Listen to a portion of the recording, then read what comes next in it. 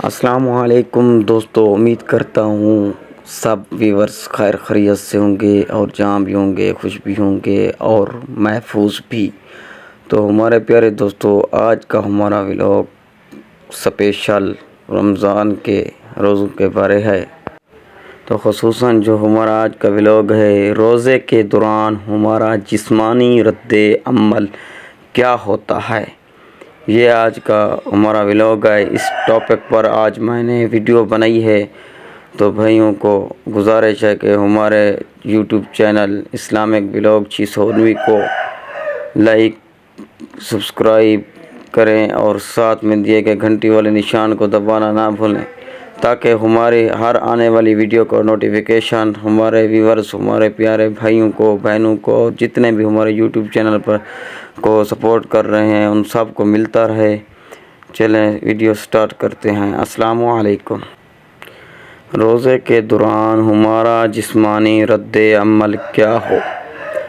روزے کے دوران ہمارا جسمانی رد عمل کیا ہوتا ہے، اس کی معلومات۔ پہلے 2 روزے، پہلے ہی دن جسم سے بلڈ شوگر لیول گرتا ہے، یعنی خون سے چینی کے مضر اثرات کا درجہ کم ہو جاتا ہے، دھڑکن سست ہو جاتی ہے اور بلڈ پریشر کم ہو جاتا۔ اعصاب جمع شدہ گلائیکوجن کو آزاد کر دیتے ہیں، جس کی وجہ سے جسمانی کمزوری کا احساس اجاگر ہو جاتا ہے۔ زہریلے مادوں کی صفائی کے پہلے مرحلے میں نتیجہ سر درد، چکر آنا، منہ کا بدبودار ہونا اور زبان پر مواد کے جمع ہوتا ہے۔ 3 سے 7ویں روزے تک جسم کی چربی ٹوٹ پھوٹ کا شکار ہوتی ہے اور پہلے مرحلے میں گلوکوز میں تبدیل ہو جاتی ہے۔ بعض لوگوں کی جلد ملائم اور چکنی ہو جاتی ہے، جسم بھوک کا عادی ہونا شروع ہو جاتا ہے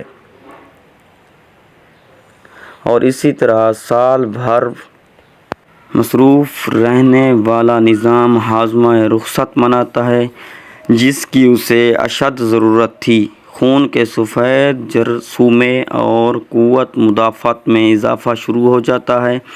ہو سکتا ہے روزہ دار کے پھیپھڑوں میں معمولی تکلیف ہو، اس لیے کہ زہریلے مادوں کی صفائی کا عمل شروع ہو چکا ہے اور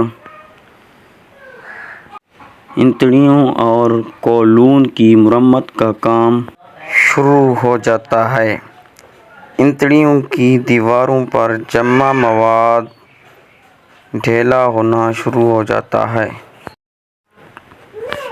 8ویں سے 15ویں روزے تک آپ پہلے سے توانا محسوس کرتے ہیں، دماغی طور پر چست اور ہلکا محسوس کرتے ہیں۔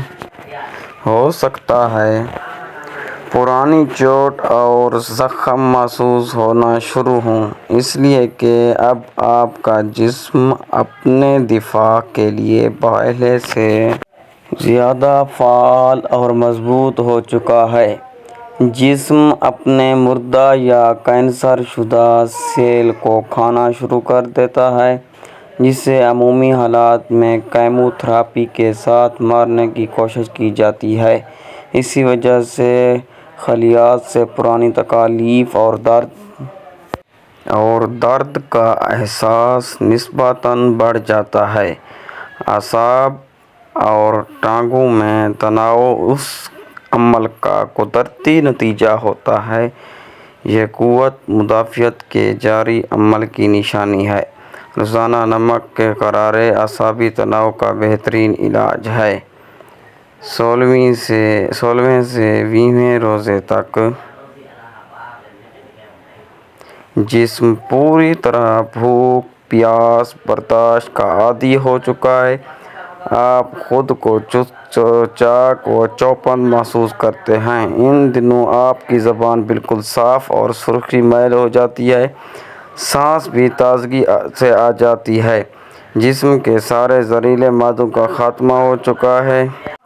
نظام ہاضمہ کی مرمت ہو چکی ہے، جسم فالتو چربی اور فاسد مادوں کا اخراج ہو چکا ہے، بدن اپنی پوری قوت کے ساتھ اپنے فرائض ادا کرنا شروع کر دیتا ہے، اور آخری دہاکے 20 سے 30ویں روزے تک 20ویں روزے کے بعد دماغ اور یادداشت تیز ہو جاتی ہے، توجہ اور سوچ کو مرکوز کرنے کی صلاحیت بڑھ جاتی ہے، بلا شبہ بدن اور روح تیسرے عشرے کی برکات کو بھرپور انداز سے ادا کرنے کے قابل ہو جاتا ہے،